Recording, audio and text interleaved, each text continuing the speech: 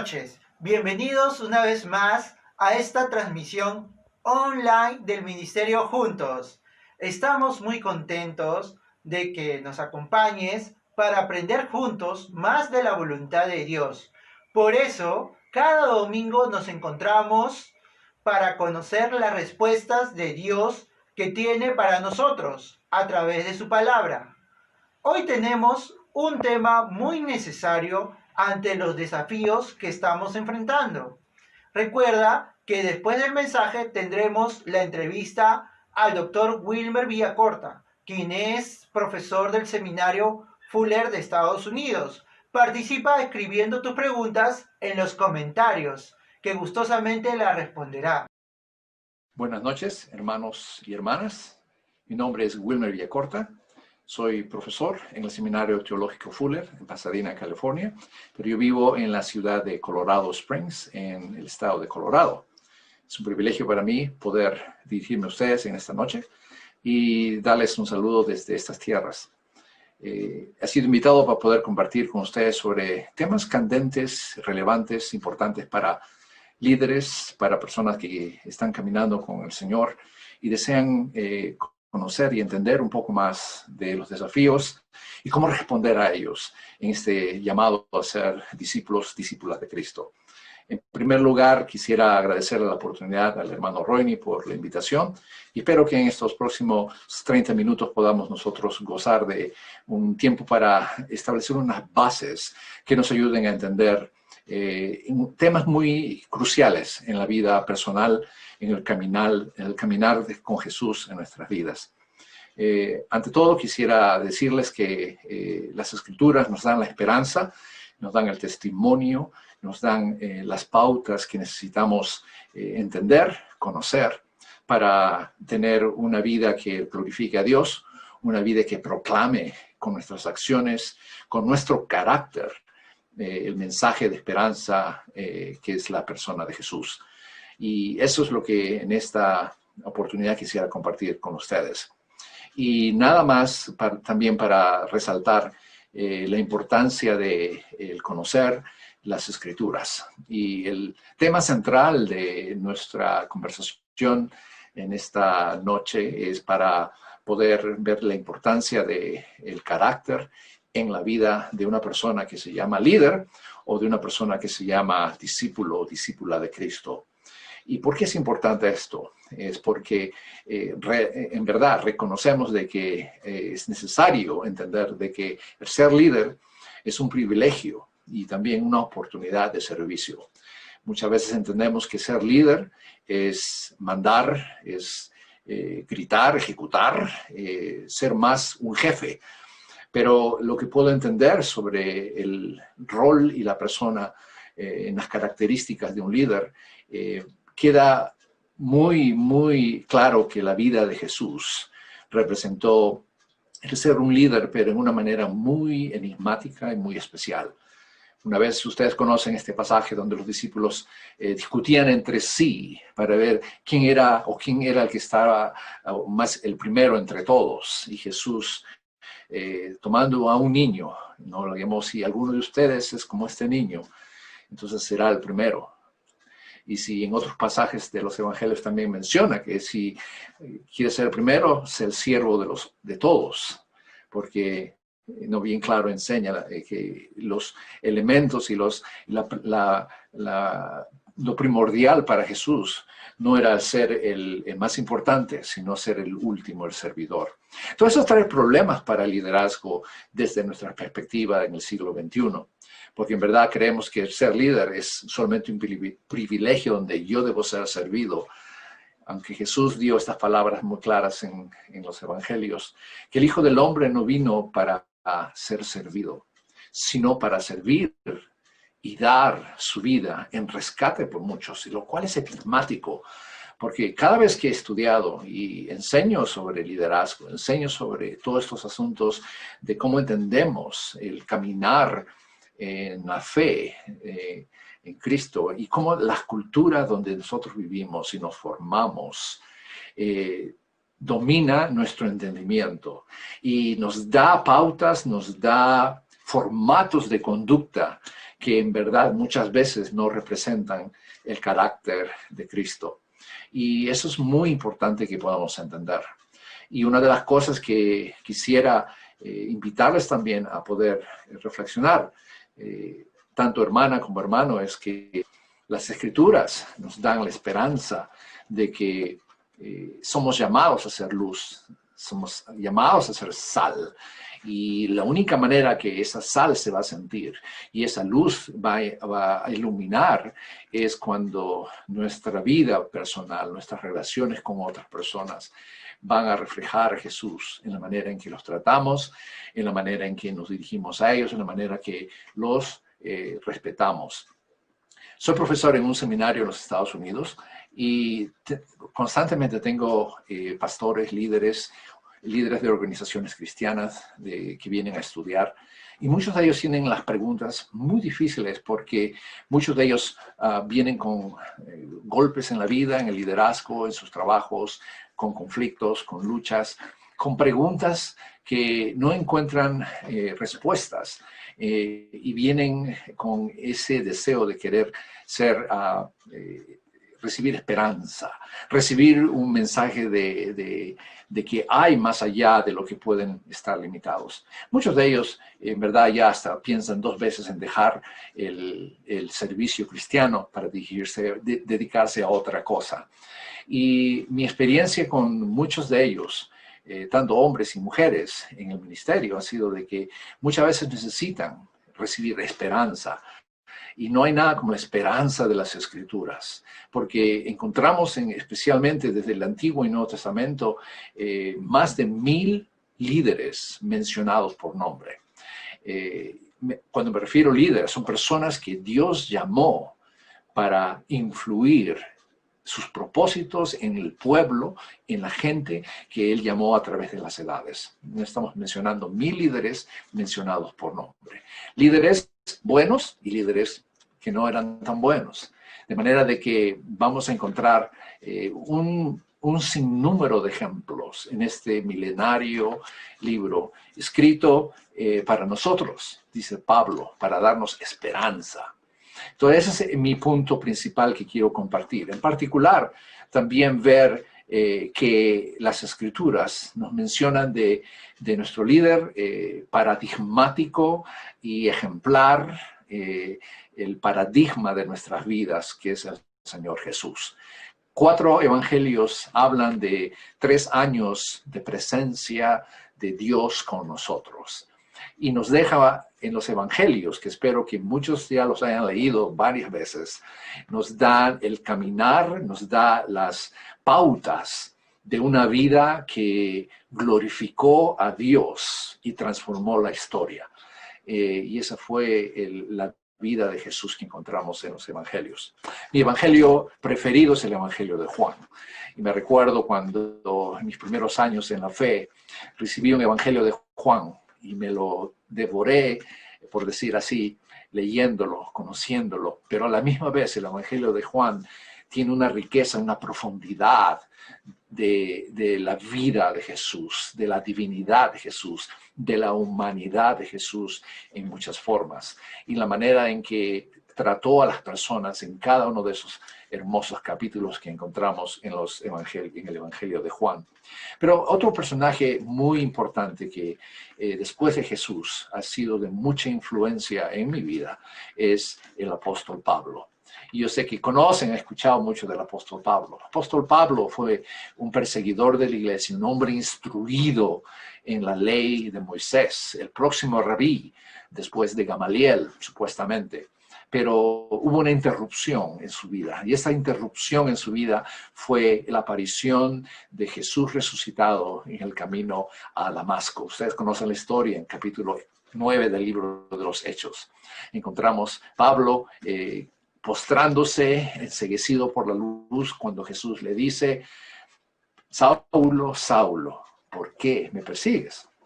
Entonces, esa es la pregunta inmortal que cambió la vida de este hombre que estaba confinado a vivir su judaísmo, en la persecución del pueblo que Dios estaba levantando, una nueva humanidad, que eran los judíos y aquellos que estaban fuera de Israel. Y irónicamente, la experiencia de Saulo lo convirtió en Pablo, el cual significa pequeño, en Paulus, en latín significa pequeño. Y ese nombre en latín, Pablo, le dio a entender a él cuán insignificante era su vida ante la dimensión trascendental de la gracia de Cristo. Y él lo menciona, que él fue llamado, ¿no? Y él se siente como un abortivo, ¿no? Como el último de todos, con tal de ganar a Cristo. Y todo después, como dicen Filipenses también, que todo lo considera basura, ¿no? Con tal de ganar a Cristo y ser manifestado y experimentar sus sufrimientos. Y esas son cosas muy claves que me impactaron en mis primeros años caminando con Jesús. Y me instigó y me animó a buscar más del conocimiento de estos personajes y particularmente la vida del apóstol Pablo. No era muy fácil para Pablo porque él fue perseguido a raíz de su conversión a Cristo resucitado. Y fue en ese Cristo resucitado que él encontró esa esperanza como persona, como un líder que cambió muchos aspectos de la vida de la iglesia en el primer siglo. Y encontramos que las cartas de Pablo quedan como un testimonio, y una carta en particular que tiene que ver mucho con lo que quiero hablar en esta noche para darle las bases de la conversación que estamos teniendo, es de saber de que la vida del apóstol Pablo no fue una vida fácil, no fue una vida de constante persecución, constante resistencia al mensaje que él daba. Y van a conocer la iglesia en Corinto, una iglesia muy, muy importante en el tiempo, una iglesia de muchas personas filosóficas, muchas personas pudientes, negociantes. Estaba en una parte del mundo, en Asia Menor, donde existía una de los centros universitarios más grandes en ese tiempo. Y era una ciudad cosmopolita. Y fue allí donde Pablo encuentra Primera de Corintios, una carta que dirige hacia la iglesia, donde encontró el gran problema de las divisiones, que es muy común el día de hoy entre las comunidades de fe. Y encontró que muchos hablaban de Pablo, otros hablaban de Cefas, otros hablaban de Cristo, otros hablaban de Apolos, etc. Y muchos nombres allí. Una diversidad, entre comillas, de grupos, pero muchos dejaron de lado el mensaje central de Cristo. Y es en ese contexto, en 1 Corintios, donde aparecen estos super apóstoles, ¿no? En la palabra griega es hiperapostolon, que significa los hiperapóstoles, que es un problema de la mezcla de la cultura griega, romana en ese tiempo, en darle un distintivo a los líderes de las iglesias de ese tiempo, para que tengan más el prestigio, la cultura de los filósofos y de los grandes oradores, que eran lo que enfatizaba mucho en la iglesia en Corinto. Y eso pues lo dejó a Pablo un poquito retrasado, porque Pablo no era una persona muy elocuente, según encontramos el texto. Y eso fue las acusaciones que recibió él como líder de esa comunidad en Corinto. Y va a encontrar en 1 Corintios que es una carta de bastante dirección, exhortación, problemas que sucedieron muy fuertes, la práctica de los dones espirituales, el trabajo, el entendimiento del problema que causaban los incidentes dentro de la comunidad en Corinto. Y escribe otra segunda carta. Y la segunda carta es la carta que quiero compartir y leer un texto. La segunda carta de Corintios fue escrita por el apóstol Pablo en respuesta a ciertos problemas, y especialmente en respuesta a las acusaciones que le estaban dando a él. Muchos comentaristas dicen que la carta de Segunda de Corintios fue la carta más humana, la carta más vulnerable del apóstol Pablo. ¿Y por qué? por la sencilla razón. Pablo llegó a un momento en su vida donde había tantos ataques, donde había muchas persecuciones, muchas acusaciones contra su persona, contra su manera de ser, su carácter aún. Estaba siendo puesto en tela de juicio por muchos en su entorno. Muchos lo traicionaron. Y eso nos hace sentir la humanidad de una persona que se admiró, se admira en todas las edades de la fe cristiana. Y encontramos en el apóstol Pablo, en su segunda carta a los Corintios, en el capítulo 12, versículos que los quiero leer para que nos den un entendimiento un poco más sobre lo que él encontró. Y en su batallar de entender, muchos opinan de que el apóstol Pablo tenía un aguijón en la carne, ¿no? Algo que le molestaba constantemente. Muchos opinan que era una enfermedad, otros opinan que era una persona que constantemente lo agobiaba y era como un aguijón en la carne. Pero quiero leer ese contexto para que ustedes puedan entender la magnitud de la humanidad y la vulnerabilidad de un líder como Pablo. Dice, sin embargo, 2 Corintios 12, del versículo 6, quiero leer hasta el versículo 10. Sin embargo, si quisiera gloriarme, no sería insensato, porque diría la verdad, pero lo dejo para que nadie piense de mí más de lo que en mí ve u oye de mí. Y para que la grandeza de las revelaciones no me exaltase desmedidamente, me fue dado un aguijón en mi carne. Me fue dado un aguijón en mi carne, un mensajero de Satanás que me abofetee para que no me enaltezca sobremanera. Respecto a lo cual 3 veces he rogado al Señor que lo quite de mí.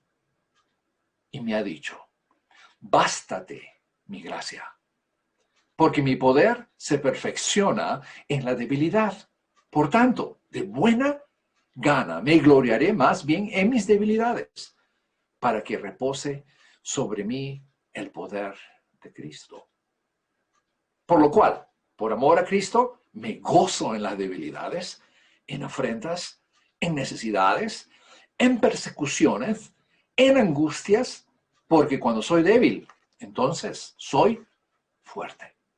Esa es la palabra de Dios para nosotros en esta noche. Y en base a esto, este es el punto álgido en la vida de Pablo, donde su vulnerabilidad, tirando todas las fuerzas que él tenía, clama a Dios y le dice, quítalo, por favor, quítalo 3 veces. Pero Jesús le dice, bástate mi gracia, porque mi poder se hace perfecto en la debilidad. Y eso es la esencia de la esperanza que motivó a Pablo a terminar su carrera. Cuando todo era oposición, como lo hemos escuchado, dice, entonces cuando soy débil, soy fuerte. Ahora, esto refleja mucho el carácter de una persona como el apóstol Pablo. Y en base a esto, esta es la base que yo he encontrado, que me ha ayudado a entender de que en la vida hay problemas, hay crisis. Tú las has vivido, tú las has pasado, como hombre, como mujer. Eres madre y has batallado, estás batallando. Son cosas que causan dolor, causan, como se dice, carga en nuestro espíritu. Pero no estás solo, no estás sola, mi hermano, mi hermana. Y esto tal vez hace que nuestro corazón responda ante la presión que vivimos, que experimentamos. Y nuestro carácter, como consecuencia, reluce y muchas veces nos da sorpresas. Y muchos dicen, ¿cómo es posible que se llame cristiano? Y son así. Entonces, por eso es importante para cada uno de nosotros que no tienes necesariamente que ser un líder en una alta posición, sino si tu carácter, aún como compañero de trabajo, como compañera de trabajo, como madre, no está reflejando el calor, la ternura de Jesús, de nada nos sirve. Y es por eso que en esta oportunidad quería compartir el apóstol Pablo, el más respetado de todos los apóstoles en la historia, podríamos decir, la tercera parte del Nuevo Testamento fue el resultado de su influencia como persona, como líder, como siervo de Dios. Y basado a eso es que encontramos en el apóstol Pablo el punto último en su carrera, ¿no? Cuando encuentra en Jesús esta palabra, bástate mi gracia, porque mi poder, lo cual todos los líderes lo tenemos, se perfecciona en la debilidad. Pero es un problema paradójico, porque no sabemos cómo va a ser fuerte cuando soy débil. Es la paradoja. Pero es el mensaje que quisiera en esta oportunidad compartir con ustedes. A la misma vez, hermanos, hermanas, vamos a tener un momento para poder plasmar un poco más este asunto de por qué el carácter cristiano es tan esencial y tan importante en nuestro caminar. Y con estas palabras, con estos fundamentos de base, quisiera solamente decirles, el apóstol Pablo nos dio este ejemplo de que no necesariamente era su propia manera, su propia humanidad haciendo todo esto, sino su dependencia completa, incondicional en la vida de Jesús, en la persona de Jesús, en el espíritu que él recibió en ese momento en Damasco, donde cayó ciego y después de recibir la vista, entendió su razón de existir. Y era para dar gloria a Dios por su propia vida, su carácter, que lo mostró como el más influyente líder cristiano en la historia. Y basado en su carácter, en su integridad, él pudo decir, he peleado la buena batalla, he guardado la fe y he terminado el llamado final, que es mi deseo para cada uno de nosotros en esta noche podamos ganar esperanza de que tu vida pueda inspirar, motivar y cautivar a otros que quieran saber más de por qué tú eres diferente, por qué tú vives una vida que irradia paz, irradia respeto, irradia la esperanza de que muchos están buscando en la actualidad. Espero que estas palabras les ayuden. Que Dios me los bendiga a todos. Hola a todos, estemos muy atentos a los anuncios del Ministerio Juntos. En unos minutos tendremos la entrevista al doctor Wilmer Villacorta, quien es profesor del Seminario Fuller de Estados Unidos. Participen escribiendo sus preguntas en los comentarios. Ayúdanos a llegar a más personas que necesitan el Evangelio dando un me gusta en la página del Facebook del Ministerio Juntos y comparte nuestras publicaciones de la semana. Te invitamos a que participes todos los sábados de nuestras reuniones vía Zoom. Tenemos 2 horarios. El primer grupo es a las 8 p.m. y el segundo grupo comienza a las 9 p.m. Tendremos un lindo tiempo entre amigos, habrá dinámicas, tiempos de alabanzas, aprendiendo más de la palabra de nuestro Padre Celestial. Anímate y contáctanos en los teléfonos que aparecerán en pantalla. Únete al club de lectura todos los martes a las 9 p.m. vía Zoom.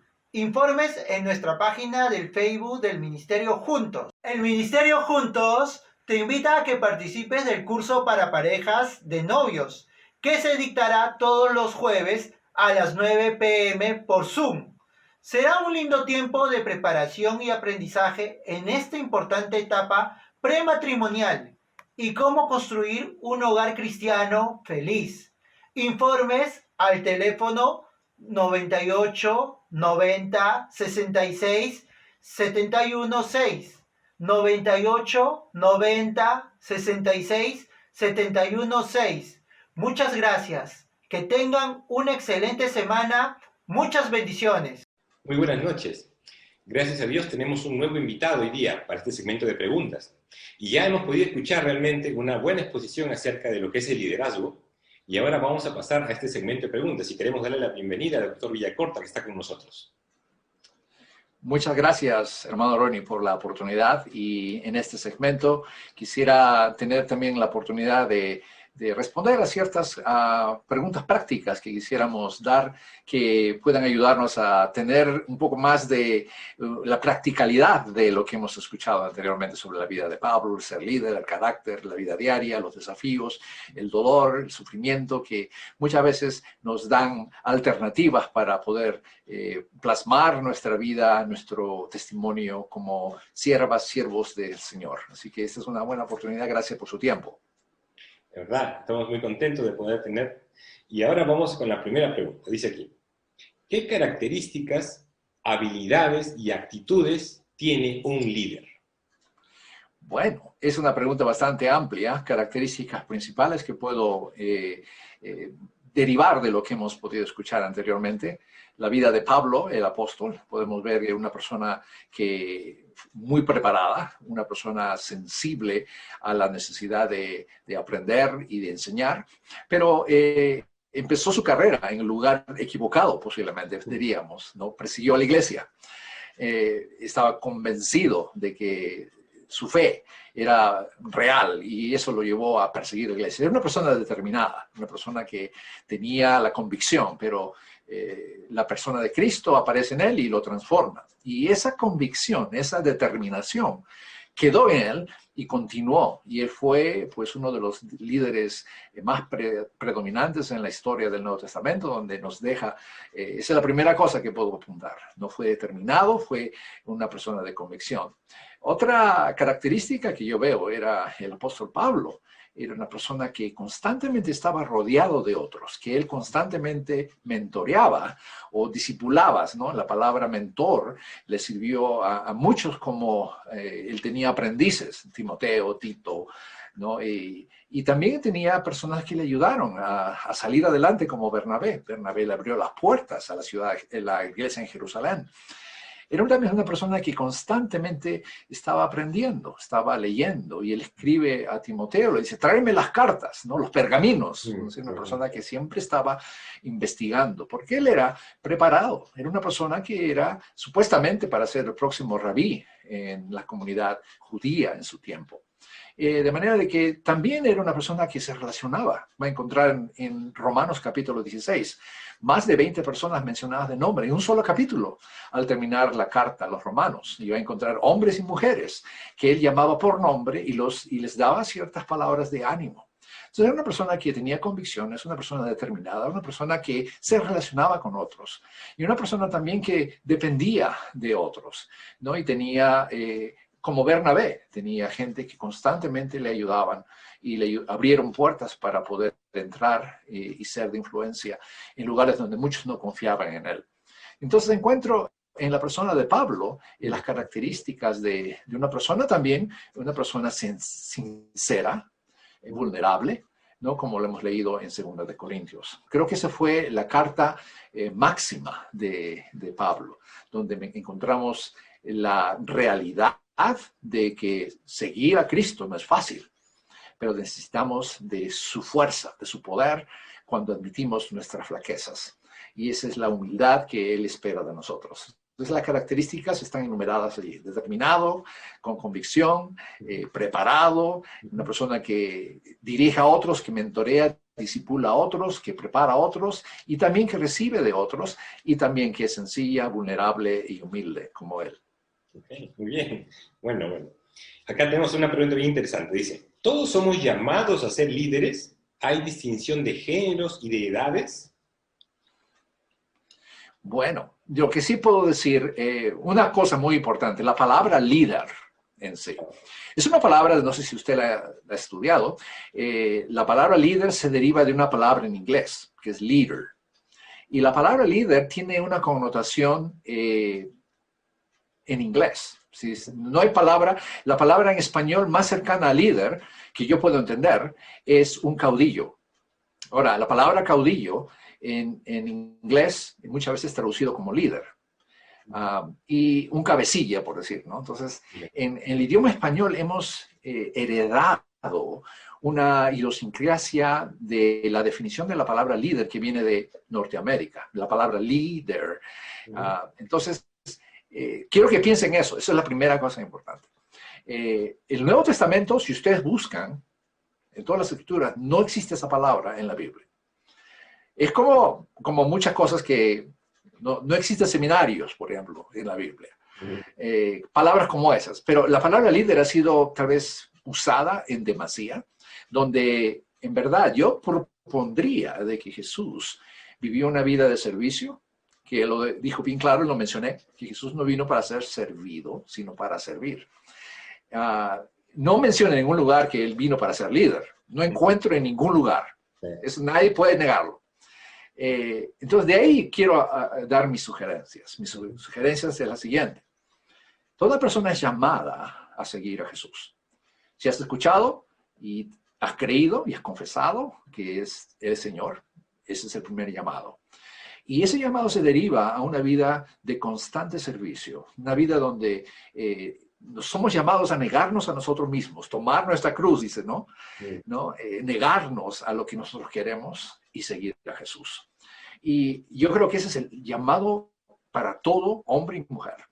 No hay una preferencia. No creo que el llamado a seguir a Jesús es para hombres o para mujeres nomás.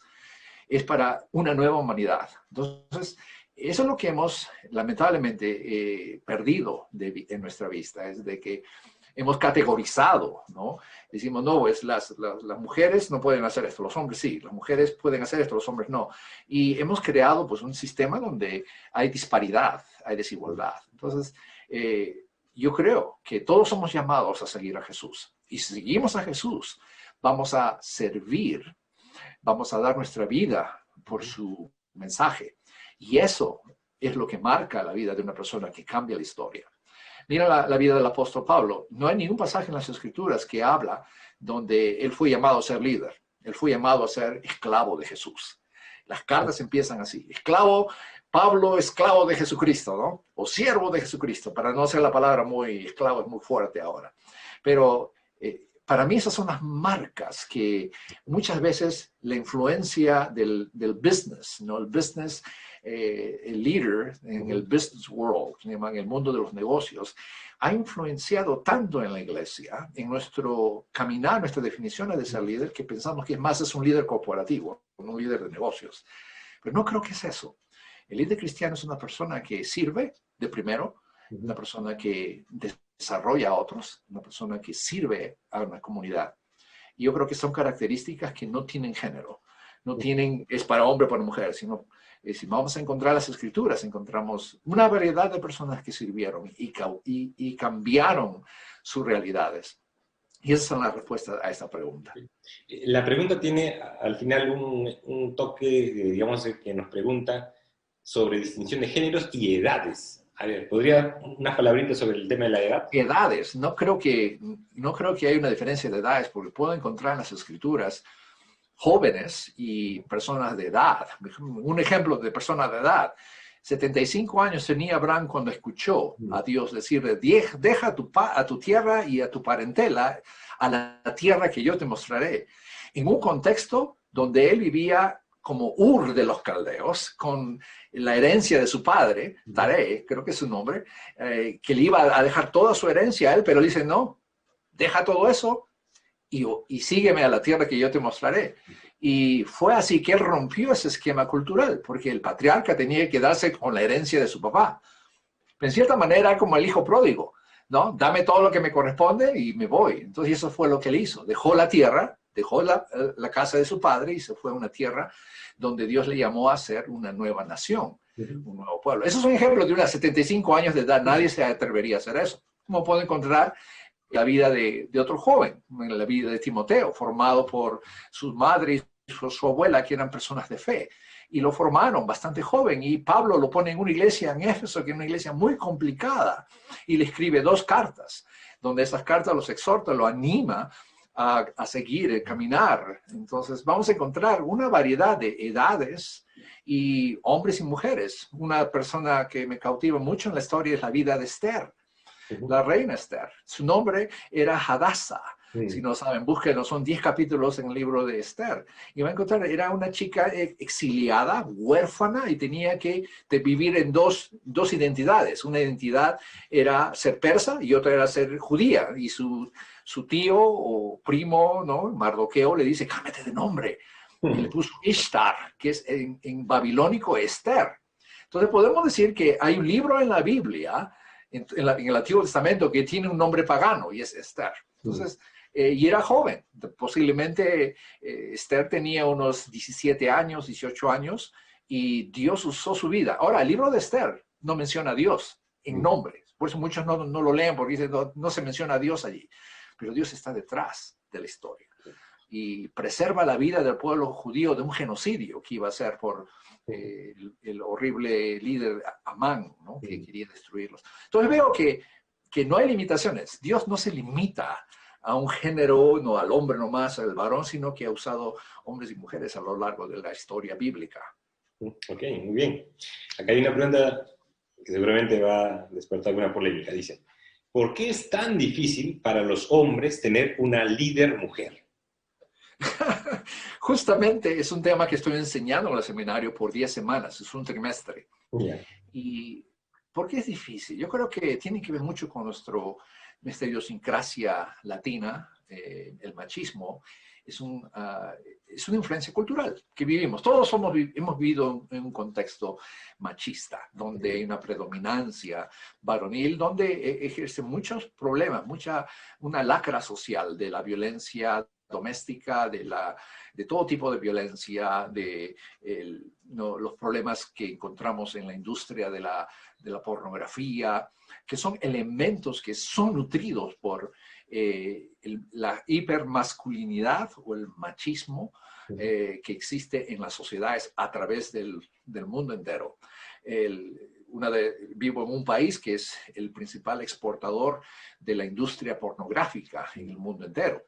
El Internet ha abierto una cantidad de formas y una industria billonaria, ¿no? Estamos hablando de billones de dólares anuales en el uso de estos medios que distorsionan, tergiversan, denigran la humanidad. Y la humanidad es pues, las mujeres, ¿no? Que son usadas como objetos, ¿no? Entonces, eso es un problema. Eso es a larga escala. Ahora, pero cuando miramos nuestra realidad, ¿por qué es difícil? Porque hemos sido, lamentablemente, prisionados los varones en nuestras culturas donde yo encuentro una disparidad, una diferencia muy marcada en lo que era la vida de Jesús. La vida de Jesús rompe ese esquema donde el ejemplo máximo para mí, donde me ayuda a entender que Jesús no se limitó a la cultura judía. Escúcheme, en la cultura judía que le decía, tú no puedes hablar a una mujer, ¿no? Y peor si es samaritana. Mira el capítulo 4 del libro de Juan. En medio del día, 12 del día, mediodía. Y encuentra a la mujer que a las 12 del día buscar agua porque nadie quería estar al lado de ella porque era samaritana y aparte era una mujer de la vida. Y Jesús le pide, dame agua, por favor. Y ella se admira y dice, tú siendo judío me pides a mí, que yo soy samaritana. Y Jesús entra en un diálogo con ella que transforma su vida. Entonces ahí podemos ver que Jesús rompe el esquema judío de que le habló una samaritana, a pesar de ser rabí, y le pidió agua. No podía tocar nada porque es inmunda. Y aparte, era una mujer de la vida. Y le dice, llama a tu esposo. ¿No? Y le dice, no tengo esposo. Oh, bien has dicho porque el que 4 esposos has tenido, el que ahora tiene no es tu esposo tampoco. Y ella se admiró y cambió su vida.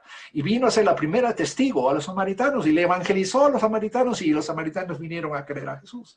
Entonces puedo ver allí que Jesús no se limitó, no tuvo problemas. Sus discípulos cuando vinieron del mercado dijeron, ¿qué está hablando con él? ¿Qué le estará diciendo? Lea el capítulo 4.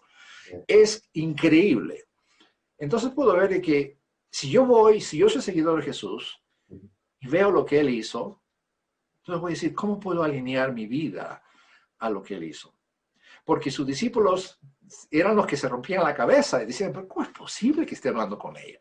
Porque ellos entendían que no podía hacerlo. Entonces encontramos en Jesús, y Pablo hizo lo mismo. Pablo caminó con Tito. Tito era gentil, y lo tuvo que circuncidar por temor a que le iban a matar. Y rompió los esquemas de su tiempo para poder desarrollar a esa persona como líder en la iglesia en Cencrea. Y fue así que encontramos pues testimonio en las escrituras de que no hay las limitaciones que nosotros vivimos. El machismo se deriva del patriarcado. El patriarcado fue el sistema que encontramos en el Antiguo Testamento, donde existía pues la poligamía encontrar la historia de David, de Salomón, ¿no? Esas culturas muy diferentes, pero ahora no entendemos, no admitimos eso en el mundo greco-romano. Eso cambió, el hombre era marido de una sola mujer, pero en la sociedad romana, los romanos podían tener sus convivientes, sus concubinas. Entonces, pero la iglesia se apartó de eso y fomentó pues lo que entendemos como la familia, ¿no? Entonces, pero encontramos que a pesar, y mis estudios han sido basados justamente en este problema de la hipermasculinidad o el machismo, como le llamo, y es un tema muy conocido, muy mal entendido también, porque en Estados Unidos se dice pues que los latinos son machistas, pero la realidad que vivimos ahora en Estados Unidos no es así. El liderazgo nacional ha demostrado en los últimos 4 años un sexismo increíble que nunca hemos visto en la historia de este país, donde tú puedes hablar de una mujer de color e insultarla y es normal y se celebra. Y eso es algo que es problemático porque la iglesia lo escucha y dice, bueno, es verdad. Entonces recibimos la influencia de nuestra sociedad, aunque no lo queramos. La sociedad, la cultura influye mucho en la vida del ser cristiano, de la persona cristiana, particularmente en el varón. Entonces, encontramos esa realidad. Por lo tanto, decimos, a mí no me va a dirigir una mujer. Obviamente, no es el sentido de dirigir, sino es de tener una apertura a poder aprender, a poder colaborar, a ser colaboradores, ¿no? Yo creo que Pablo tenía colaboradores. Y muchas de ellas tenemos a Febe, tenemos a muchas mujeres que le ayudaron, ¿no? A Junias y un sinnúmero en Romanos capítulo 16 mencionadas por nombre. Entonces veo que Pablo tenía una apertura hacia trabajar con tanto hombres, tanto con mujeres una de las que es más popular de todas es Aquila y Priscila, porque Priscila es mencionada primera, constantemente. Les invito a que estudien un poco de la vida de Priscila y van a encontrar que Priscila era pues una líder de bastante influencia y siempre es mencionada en los hechos como Priscila y Aquila. Aquila es el nombre de su esposo, pero eran un equipo los dos que trabajaban como constructores de tiendas en el imperio. Y fue así que Pablo los conoció. Eran sus contemporáneos, entonces, y él confió mucho en ellos. Entonces vemos que Pablo pues era una persona abierta. Entonces, pero nuestras culturas, lamentablemente, no nos enseñan eso. Nos enseñan donde tenemos que dominar, tenemos que ejercer el poder de una manera coactiva, ¿no? Entonces, y tenemos que darle duro para que obedezcan. Y a veces lo hacen así porque el seguidor no suelta, no obedece. Entonces hay que crear maneras, pero esa no es a veces la manera. Hay muchos temas que se puede hablar sobre esa autoridad, por ejemplo. Entonces, y es para responder a la pregunta, que es muy amplia. Bueno, acá esta pregunta va a enfocarnos ya a algo específico. Dice, ¿cómo cambiar las malas prácticas del liderazgo en el hogar? Ay. Bueno, tiene mucho que ver con la pregunta anterior, ¿no? Vivimos más por los dictámenes, los valores culturales, que por lo que encontramos en las escrituras, ¿no? Particularmente en el fruto del Espíritu. Entonces, se ha hecho estudios a nivel mundial, particularmente en este tiempo de la pandemia, donde la violencia doméstica se ha incrementado en una manera exponencial. ¿Por qué? Por la razón de que hay mucha tensión, hay mucha frustración, impotencia ante una realidad que no podemos controlar. Y crea en las personas, particularmente en las parejas, la tensión de vivir juntos, estar encerrados, ¿no? en las cuarentenas. Entonces, a raíz de eso, pues ha ejercido donde la mujer es la que paga los platos rotos y recibe el daño. Y a nivel mundial, la Organización Internacional de la Salud ha hecho estudios sobre la violencia doméstica como un problema de salud mental que ha causado y está causando estragos en muchos lugares.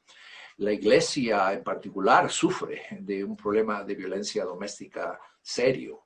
Muchas veces he encontrado en mis estudios, en mi trabajo como educador en seminario, de que no hay una buena preparación en cómo manejar y traer solución a este problema, cuando normalmente la mujer es culpada por los problemas y la mujer tiene que aguantar abusos que muchas veces llegan a lo fatal. Entonces, los índices de divorcio en las comunidades cristianas, tanto aquí en Norteamérica, han pasado del 50%, que hay más divorcios entre comunidades, en las comunidades cristianas, que en otro contexto, o tal vez más o menos, o de la misma cantidad.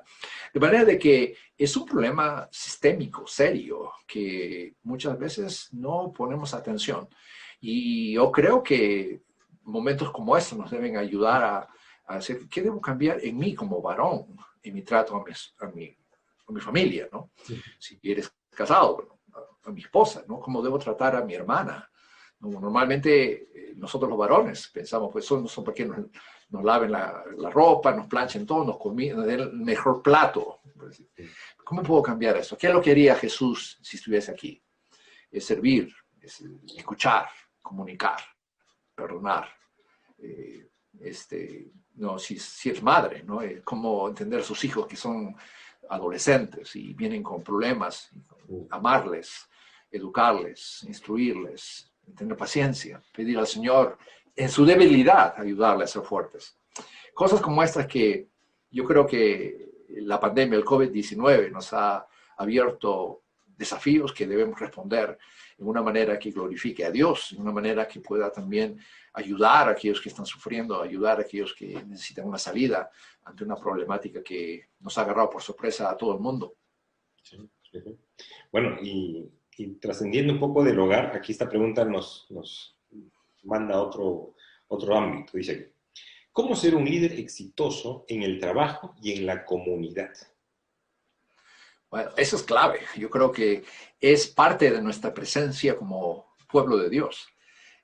Yo creo que esa es una verdad que yo enfatizo mucho cuando tengo oportunidad de conversar o enseñar en comunidad, en iglesias, congregaciones, es de que la idea de Dios desde el principio fue que cada persona que conoce y confiesa a Jesús como su Señor es ya automáticamente llamado a ser un mensajero, una mensajera de su mensaje, del Evangelio, de la esperanza, las buenas nuevas.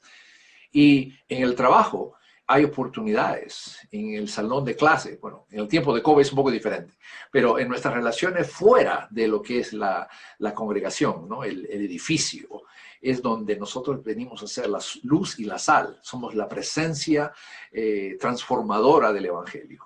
Cuando nosotros salimos al mundo. Es allí cuando la palabra misión tiene sentido, porque salimos del culto, ¿no? Y venimos a ser la sal y la luz que el mundo necesita. Entonces, esa es la misma razón de ser de la iglesia. Dice el testimonio de la historia, habla que cuando la iglesia era más perseguida, se expandía más. Y eso era lo que los romanos y los filósofos romanos no entendían, porque cuando más perseguían a la iglesia con las persecuciones del siglo II, III y IV, hasta que Constantino entró y paró todo eso, la iglesia crecía más. O sea, que le daba más persecución y se expandía más. Y eso es lo que el gran padre de la iglesia, Tertuliano, decía que la sangre de los mártires es la semilla de la iglesia. Y esos mártires fueron los que pusieron los fundamentos de lo que conocemos ahora, pues la fe cristiana. Lamentablemente con Constantino toda la cosa cambió, porque se convirtió ya en la iglesia imperial, ¿no? La iglesia del imperio, la fe del imperio, que ya vino a causar otro tipo de problemas. Entonces, basado a eso, yo puedo decir que el testimonio de las Escrituras nos enseña en el libro de los Hechos. Fue bien sencillo. La iglesia empezó en las casas Y yo estoy convencido que en las casas, pues eran las hermanas que estaban a cargo de las comunidades de fe que empezaron en el libro de los Hechos. Nadie puede negar eso.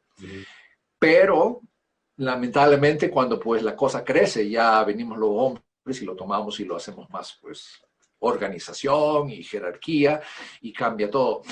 Sucedió exactamente en Corea, Corea del Sur, una de las iglesias más grandes del mundo. Empezó con las hermanas coreanas empezando sus reuniones en las casas. Yo fui donde Paul Yogin-cho o David Yogin-cho comenzó su ministerio, la Iglesia del Evangelio Completo en Yoido, Corea. Fue el trabajo tenaz de las hermanas, pero cuando la cosa comenzó a crecer a más de 100,000, 200,000 en la ciudad de Yoido, los pastores coreanos pues dijeron, bueno, es hora de tomar los caballos por las riendas. Y fue así que llegó a 900,000 miembros. Pero con el tiempo pues comenzó ya a declinar. Todo movimiento, toda iglesia, organización cristiana, crece, se establece y empieza a decaer. Ahora han llegado, pues, hubo varias divisiones, en fin. Una respuesta larga para una pregunta bastante amplia también, así que aquí estamos. Bien, bien.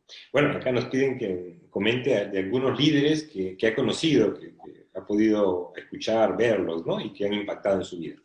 Oh, bueno, aparte de muchos libros que he leído, tengo pues muchos héroes de la fe contemporáneos del siglo XX, por decir, ¿no? Uno de ellos es Dietrich Bonhoeffer. Dietrich Bonhoeffer fue un teólogo alemán que vivió en Norteamérica, trabajando y enseñando en una prestigiosa institución académica, seminario en Norteamérica.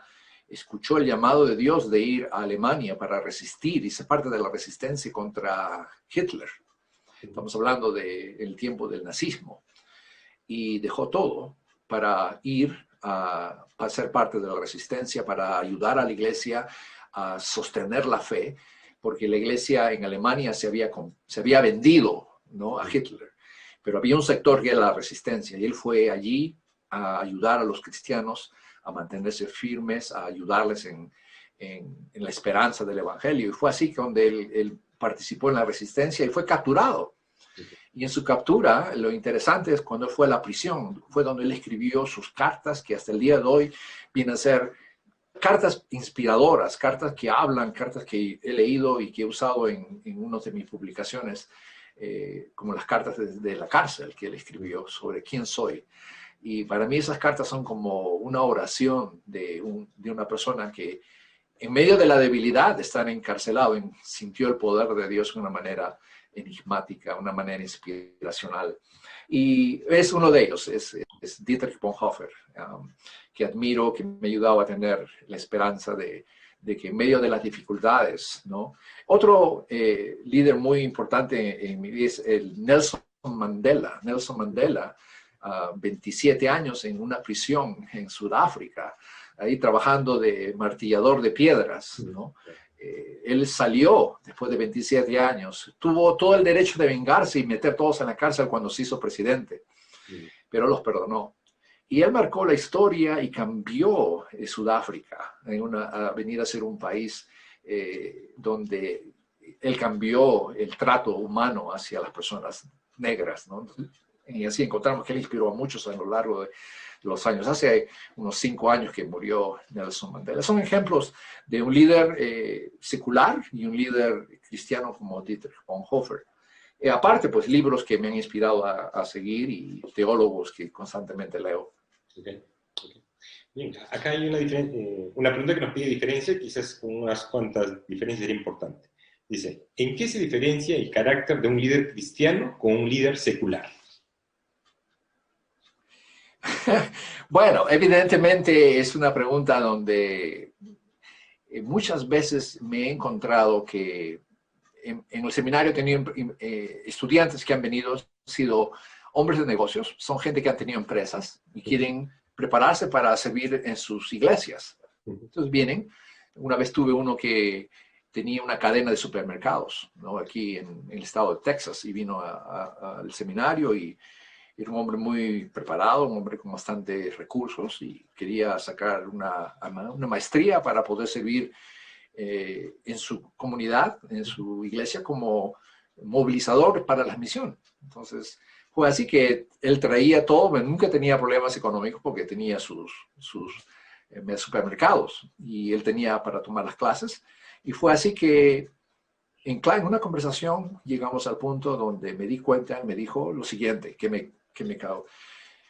Yo quisiera ser un ejemplo de lo que podemos hacer nosotros empresarios cuando podemos entender el mensaje de ir y servir a la gente y cómo podemos canalizar y movilizar a otros empresarios para que puedan ser canalizadores de esperanza con los medios, con los recursos de poder ayudar a comunidades en necesidad. Entonces, y dar testimonio así del mensaje del Evangelio. Entonces me di cuenta que era un movilizador de empresarios y él, consiguiendo su educación como empresario, él encontró muchos desafíos, ¿no? Como empresario cristiano que era, donde había mucho la competencia, pero él siempre fue en ese bastante cabal, íntegro, y eso fue lo que lo marcó a él como una persona muy influyente en su medio como empresario.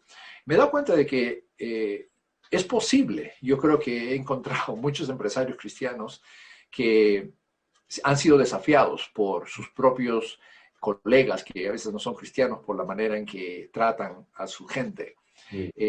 Yo creo que el mundo de los negocios, los empresarios, cuidan mejor de su gente muchas veces, ¿no? Que las personas que trabajan en congregaciones. Lo he visto, lo he experimentado, lo he visto en la vida de mis estudiantes y quieren hacer ese puente. ¿Cómo podemos nosotros canalizar? Por ejemplo, un ejemplo es, hay empresas que velan por el desarrollo personal de cada uno de sus trabajadores, ¿no? En el sentido de que los ayudan a poder prepararse en una especialidad, les pagan, les auspician sus estudios.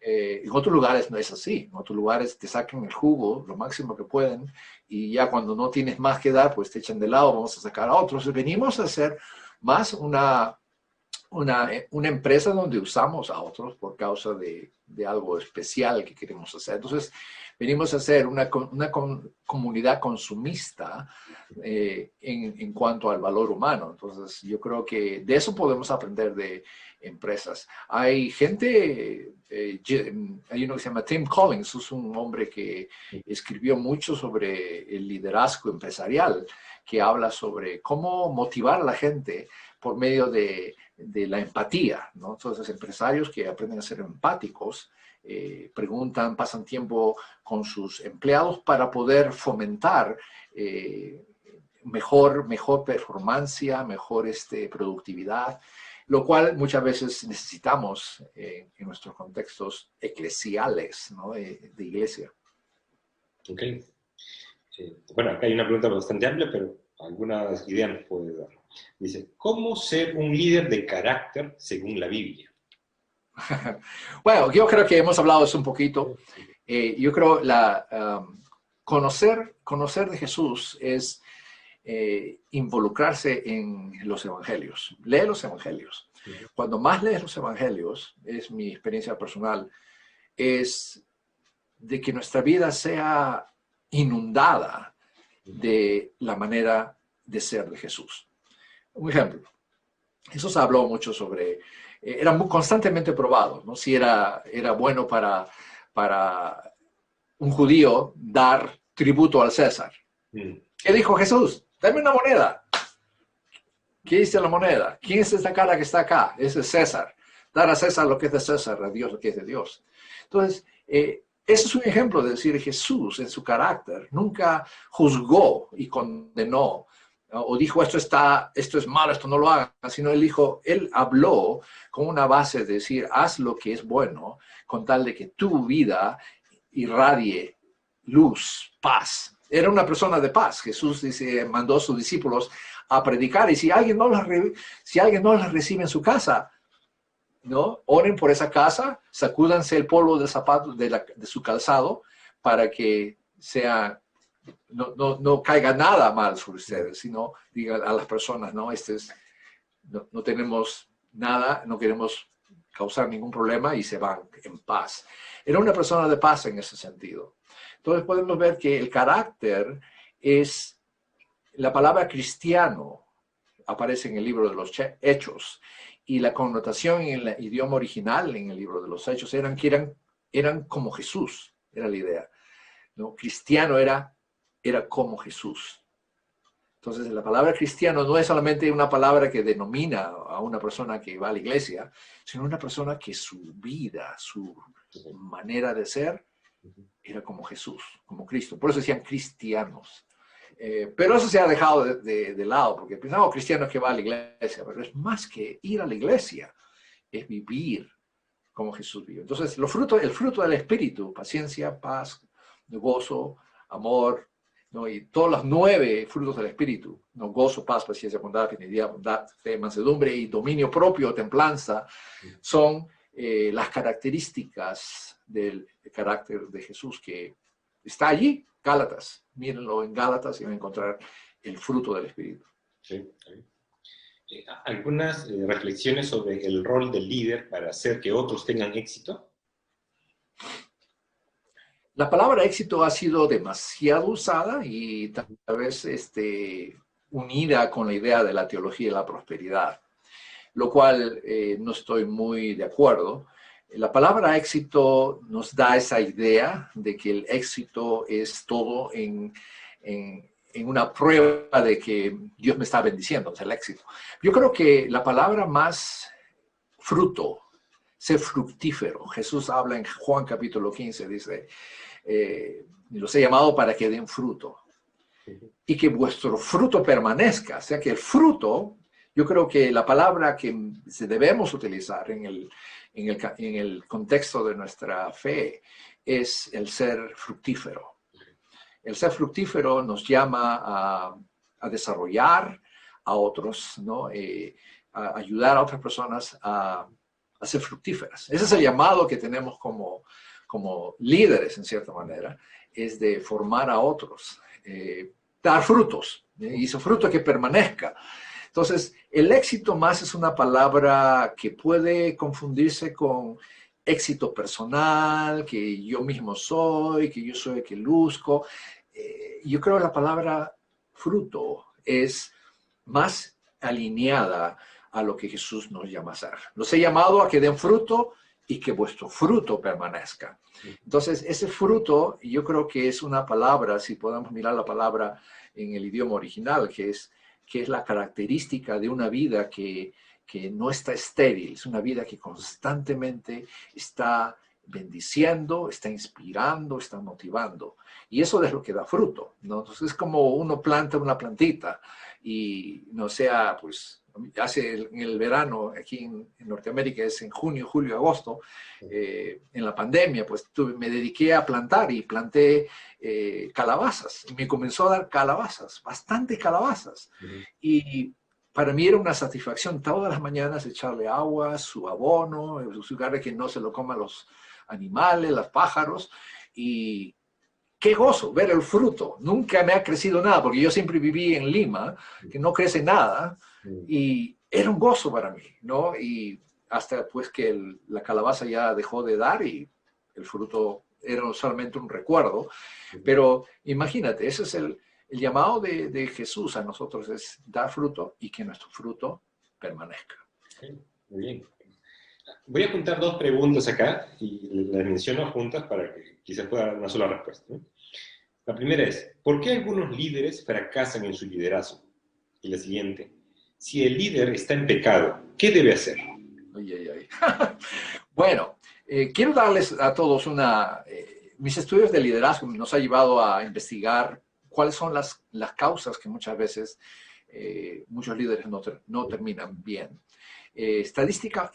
Hablando en estadísticas, en el seminario aquí hemos tenido de 4,000 líderes o personas que han venido a estudiar y al hacer un estudio comparativo, un estudio de análisis cualitativo, si alguien entiende estadística, encontramos que de 3 líderes que estudian o caminan empiezan el servicio cristiano, 1 termina bien, 2 tiran la toalla. Wow. Okay.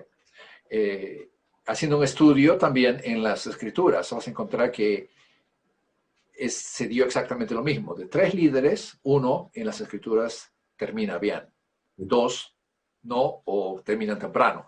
Podemos hablar de esto ampliamente. Nos llevó a declarar que no todos los líderes terminan bien.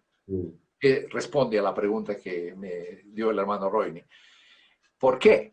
Hay muchas razones. Por lo menos identificamos 6 razones que son mencionadas en frecuencia de lo que sucede en este contexto. En el Perú, en otros lugares puede ser diferente. Una de las primeras causas es por el abuso de las finanzas. Es un indicativo que nos ayudó a entender que el problema era muy común. Usar mal los fondos, cosas así. Segundo es que causan bastante estrago en la vida del líder es la pureza, ¿no? Relaciones fuera de lo que es el mandato de Dios, ¿no? Relaciones fuera del matrimonio o antes del matrimonio que acarrean problemas. En otras palabras, es la infidelidad o la inmoralidad. Tercero, tiene que ver mucho con el asunto familiar, ¿no? La vida de líderes que en la iglesia son una cosa, pero en casa es un terremoto, ¿no? Es un caos. Entonces, esa es la tercera razón. Cuarta razón, esta es una razón que es muy, es el estancamiento. Un estancamiento es que normal, o sea, nada pasa, todo está bajo control y en este estancamiento es cuando vienen momentos donde hay tentaciones y hay caídas. Encontramos casos donde el rey David, cuando el rey David es un ejemplo de estancamiento, todo estaba bajo control, los filisteos bajo su dominio, pero un día estaba ahí y vio a una mujer y se cautivó y mandó a matar a su esposo y se quedó y vino el problema para David. En un estancamiento sucedió. Y finalmente es otro problema que las convicciones. Por malas convicciones, muchos líderes no terminan bien. Y esas son las razones, ¿no? Que muchos fracasamos. Yo creo que nadie es inmune a eso. El que les habla, yo tengo que tener mentores en mi vida, colegas, cuando podemos reunirnos para conversar, orar, ponernos a cuenta, rendir cuentas unos a otros, muy importante. Eso en cuanto a la primera pregunta. La segunda sección, ¿cuál es la pregunta de la segunda sección? Si el líder está en pecado, ¿qué debe hacer? Esa es una de las partes, ¿sabes?, más delicadas, donde ¿quién pastorea a los líderes? Es la pregunta que debería hacer primero. Líderes que se ven en problemas, líderes que caen en ciertos problemas es porque han descuidado el rendir cuentas a alguien, que tiene que ver mucho con lo que hablé anteriormente. Tener alguien que tú rindas cuentas en cuanto a tu vida personal, tu vida con otras personas, con tu familia, tu cónyuge, tus hijos, alguien que te llame a crecer. Entonces, cuando un líder deja de crecer, deja de aprender, es cuando empieza a caer. Yo creo, importante que busques de un líder, de un pastor, de un consejero que te ayude, de un hermano mayor, hermana mayor, que te ayude a corregir, a cambiar, a rendir cuentas de la manera en que hablas, la manera en que diriges, tratas a tus hermanos, a tus hijos, ¿no? A tus padres, es importante. Entonces, yo creo que es el trato. ¿Quién lidera al líder o quién pastorea al líder? Es la pregunta que debería hacer. Porque hay muchos que son líderes, pero no se dejan pastorear también. Entonces, eso puede ser la causa también de problemas serios. Bueno, acá hay una pregunta que es un punto intermedio. Dice, soy un líder que ha perdido la pasión. ¿Qué puedo hacer? Bueno, hay que definir primeramente qué significa pasión. Entonces, justamente estaba explicando esto en la semana de clase.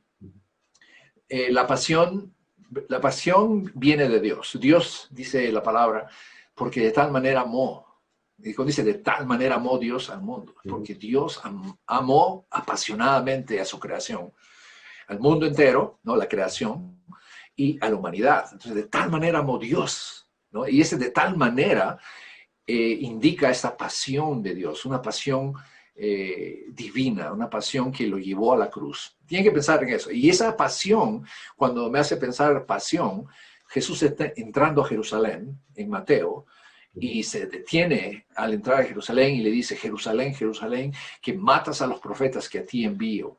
¿Cuántas veces quise juntarte como una gallina junta a sus pollitos y no quisiste? Esa es la pasión de Dios. Y esa pasión de Dios no solamente la Semana Santa, estar colgado en la cruz o pasar toda la... sino es el sentido de Dios desde el principio, de que Él creó todo, el cielo y la tierra, y cómo todo se corrompió por causa del pecado de la humanidad.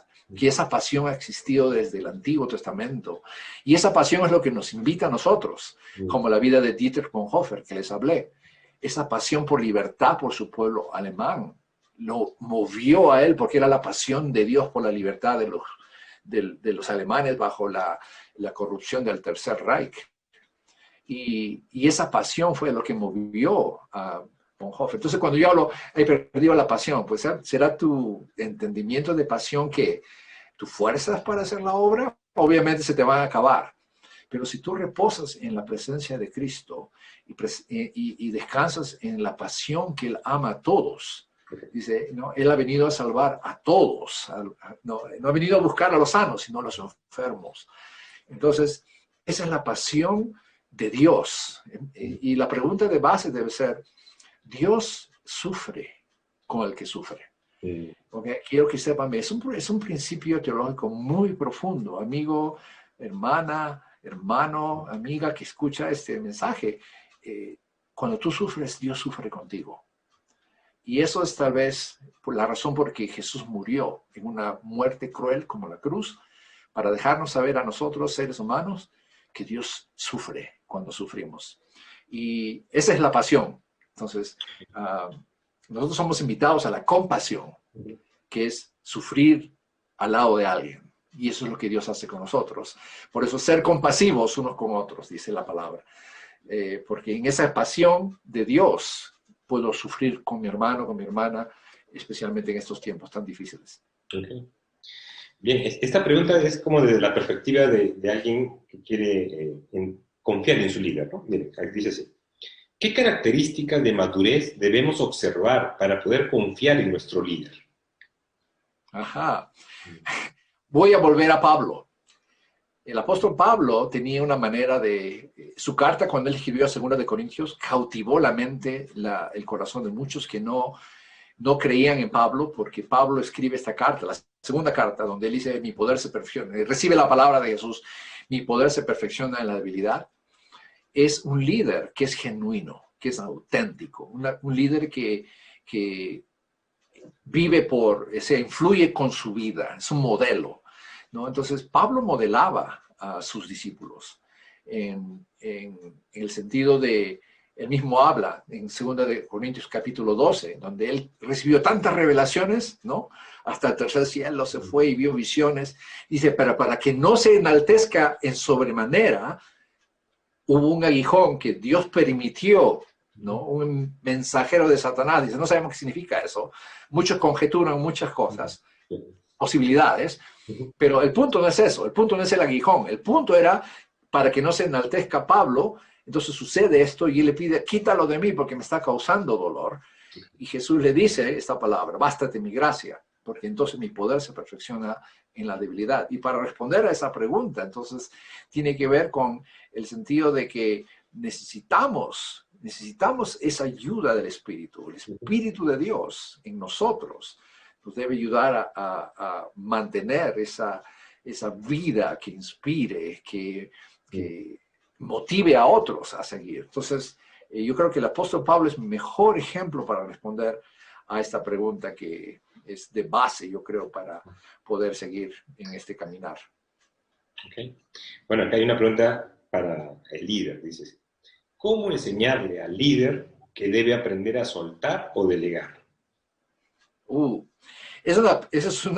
Tiene que ver con el control, una obsesión por el control. Todos los seres humanos vivimos, batallamos con el control, particularmente más los hombres. Entonces, el control, el problema del control y el poder son los maquillajes del machismo. Cuando es tergiversado, el machismo inyecta en el control lo que se llama, pues, los elementos del abuso, los elementos de la violencia. Entonces, cuando el control nos ataca, por ejemplo, para mí, un ejemplo propio. A mí me gusta reparar cosas, me gusta reparar computadoras, no les hago formatear. Cuando no puedo controlar eso en mi ámbito que hago, todo el día se me malogra. Me pongo de mal humor. ¿Por qué? Porque no puedo controlar este aspecto, no puedo arreglar esta situación, lo cual me pone de mal humor y me pongo un poco sensible o un poco, no me hablen, no me molesten, o un poco irritado. Entonces, y siento que no está bien, porque no estoy controlando este aspecto que antes normalmente lo hacía. Entonces, ese es un ejemplo bastante sencillo que a diferentes niveles se puede dar. Cuando pierdo el control de mi entorno, cuando algo que no puedo controlar, entonces yo ataco, reacciono, y en el liderazgo cristiano es muy común. Entonces va a encontrar, en inglés hay una palabra que dice micromanaging. Micromanaging en inglés significa el jefe que está detrás de ti, mirando todo lo que haces. No sé si a ti te gustaría tener un jefe que está respirando detrás tuyo y mirando cada movimiento que haces. Eso es un problema de control. Entonces los mejores líderes en el mundo corporativo, en el business, son los líderes que delegan responsabilidades, que no se meten a controlar, porque cuando hay más control, hay más campo para los conflictos, la distorsión, el abuso, y bueno, y acarrea muchos problemas. Entonces yo creo que todos nosotros como seres humanos hemos sido diseñados para crear, y también nuestra naturaleza humana nos invita muchas veces a acaparar y controlar, que es el problema humano que sucede en la política, en la economía, en la educación, en la vida religiosa. En la vida religiosa es aún más problemático porque controlas como mandato de Dios. Pablo era así. Pablo quería controlar a los judíos al perseguir a la iglesia. Entonces ese control lo llevó a él a ser un perseguidor,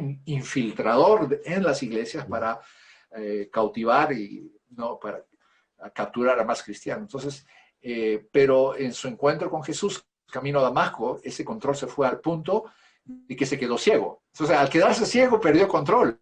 Pero al perder el control es cuando él recibe esta visita de este profeta que viene y ora por él y se le caen las escamas, dice, y encontró una nueva realidad, que él no tenía que estar en control, sino esperar en Cristo, y Cristo fue quien, pues, es un buen ejemplo que puedo pensar de alguien que perdió control, pero recibió la oportunidad de Jesús en camino a Damasco en llevar una nueva manera de vivir.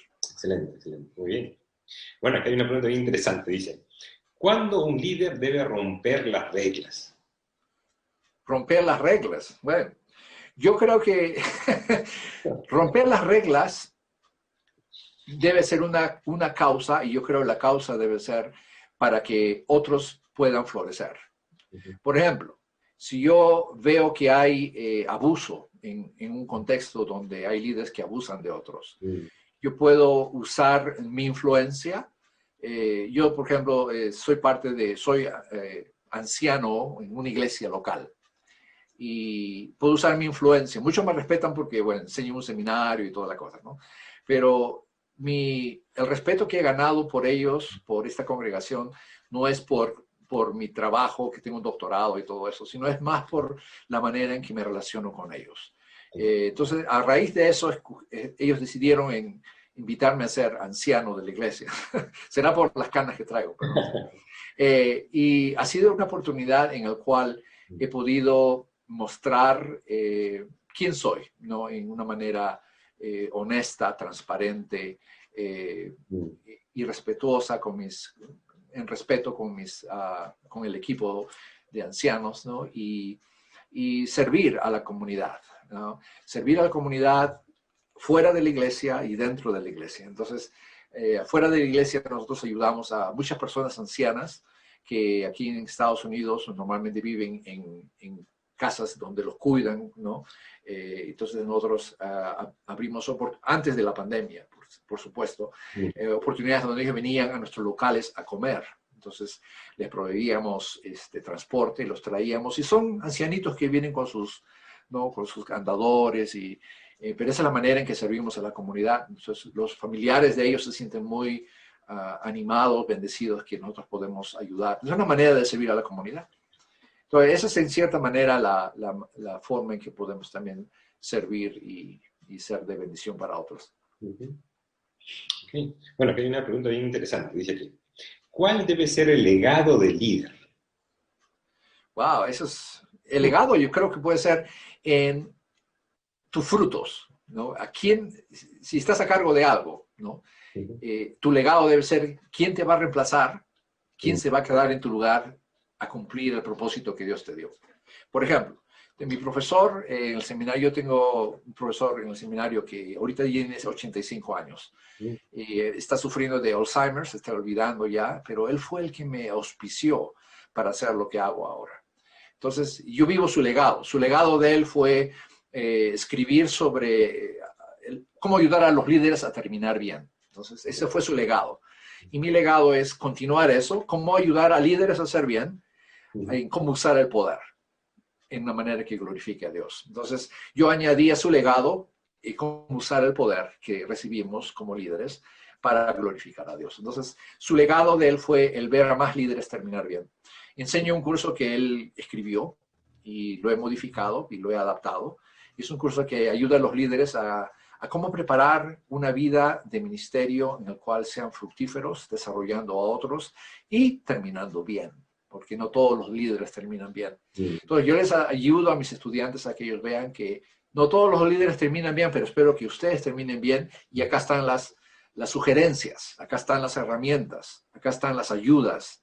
Ahora solo depende de ti, de llevarlos en tu vida y buscar de mentores, puedes tener mentores vivos, ¿no? Que están presentes, o puedes tener mentores como el que mencioné, Dietrich Bonhoeffer, Nelson Mandela y otros muchos que hay allí, ¿no? Biografías de hombres o mujeres que han sido de inspiración para muchos. Uno de mis favoritos en América Latina es el gran colportor, el gran maestro Juan Amacay. Juan Amacay escribió un libro, El Otro Cristo Español, que él como anglo, porque él era un misionero inglés, escocés, y él escribió, enseñó en el seminario, ¿no? Enseñó en la Universidad de San Marcos. Él escribió este libro, El Otro Cristo Español, que para mí vino a ser como uno de los, abrió muchas ventanas para aprender mucho de la herencia del Cristo español que recibimos en la conquista, pero ahora recibimos otro Cristo que se llama el Cristo anglosajón, que los misioneros trajeron. Entonces él nos deja en esa, él como anglosajón, escocés, escribe, los españoles le trajeron un Cristo español, ahora los misioneros le trajeron un Cristo anglosajón. Entonces para mí eso me cambió, me abrió nuevos horizontes, y admiro a Juan Amacay. Es un mentor que me ayudó y me enseñó bastante. Okay. De verdad nos ha ayudado bastante con el tema del liderazgo, un panorama muy amplio, y quisiera dos preguntas finales para poder nosotros mismos recibir alguna inspiración, ¿no? En cuanto a entendemos de que la base de todo lo que tú estudias es la escritura. Sin embargo, sabemos que hay muchos libros que han impactado, ¿no? En la vida, ¿no? Entonces, compártenos algunos libros de esos, ¿no? que han sido de influencia. Sí, cómo no. Bueno, tenía varios libros, pero ya que has mencionado, hermano Roen, un poco sobre... acá tengo un libro no sé si encontraron, de C.S. Lewis. C.S. Lewis, yo leo mucho en inglés. C.S. Lewis es un escritor inglés que fue el gran escritor que escribió los libros de las Crónicas de Narnia. No sé si han escuchado, le hicieron hasta películas. Y las Crónicas de Narnia habla pues del rey Aslan, que es el león que él representó como una imagen, un prototipo de Jesús. pero él quería alcanzar a una comunidad que no daba lugar al cristianismo. Y fue así que él escribe las Crónicas de Narnia, pero este libro que él escribe, él habla de los 4 tipos de amor. Y en uno de estos tipos de amor que él habla sobre las maneras en que entendemos y malentendemos el amor, ¿no? Y acaba un poco de la pasión de Dios por la creación, la pasión de Dios por la humanidad. Entonces, él pone en un lenguaje bastante práctico, C.S. Lewis, o C.S. Lewis, ¿no? en español, en plasmar el mensaje de la Escritura, ¿no? El mensaje de Cristo, pero para una audiencia no cristiana, para una persona que vive existencialmente, que la filosofía es lo que impera. Y, por ejemplo, la película de la Crónica de Narnia, que son como 3 diferentes series, películas muy conocidas, traducidas al español, habla más de la esperanza de este león, ¿no? De este león que lo matan y después aparece, ¿no? Que son imágenes de símbolos que representaron mucho la muerte y la resurrección de Jesús, que cautivó a una generación, 3, 4 generaciones, desde que él escribió al final de los 50. Otro autor que me gusta leer mucho, las películas de J.R. Tolkien, que es el escritor del Señor de los Anillos, que también eran contemporáneos de C.S. Lewis. Y ellos dos hablaban de temas de fe y cómo cautivar a sus generaciones a través de estos elementos, donde pueden dar esperanza de que a pesar de que haya tanta maldad, el poder de la esperanza siempre vence. Entonces, aunque ellos no mencionan hablando de Cristo directamente, usan las alegorías. Entonces, eso me cautiva mucho porque las Escrituras, Jesús hablaba en parábolas, si se han escuchado. Entonces, hay una influencia muy creativa en la literatura. Otro libro que me cautiva mucho es de Miguel Unamuno, que habla el sentido trágico de la vida, ¿no? Entonces, es un escritor español muy conocido, habla sobre el sufrimiento de Dios en Cristo. Entonces, el sentido trágico de la vida es un mensaje actual para este tiempo que vivimos, donde millones de personas han sido contagiadas de una enfermedad que no sabemos qué hacer. No hay cura hasta ahorita, no hay ni una respuesta. Entonces es un sentido trágico de vida que estamos viviendo y esto nos ayuda a tener una expectativa de que Dios está detrás de esto y aún la literatura nos puede ayudar a tener fuerzas, esperanza de que Dios, a pesar de todo, a pesar de cómo está nuestra situación mundial, Dios va a traer solución. Okay. Bueno, de verdad, muchas gracias por el tiempo y quisiera terminar con que nos comparta alguna reflexión sobre lo que es esta pandemia, ¿no? El impacto en la persona, en la iglesia, en la sociedad, ¿no? ¿Cuáles son sus reflexiones? Sí, bueno, hermanos y hermanas, vivimos unos tiempos muy, muy difíciles a nivel mundial. No es solamente en un país o es culpa de alguien en particular. Yo creo que es el resultado de nuestro descuido y este problema de la pandemia ha resaltado tanto la perversidad del corazón humano, ¿no? Hemos hablado un poquito de el abuso, la violencia doméstica a raíz de este problema. Yo creo que la esperanza en el año 16 al 18 hubo una pandemia, le llamaba acá la fiebre española, ¿no? Spanish flu, la fiebre española, no sé por qué le llamaron así. Pero a alguien siempre le daban el nombre, ¿no? Aquí le han denominado, el presidente de este país le llama el Kung Flu, ¿no? Es una manera racista de definir que la pandemia es culpa de un país, de una raza, lo cual no está bien.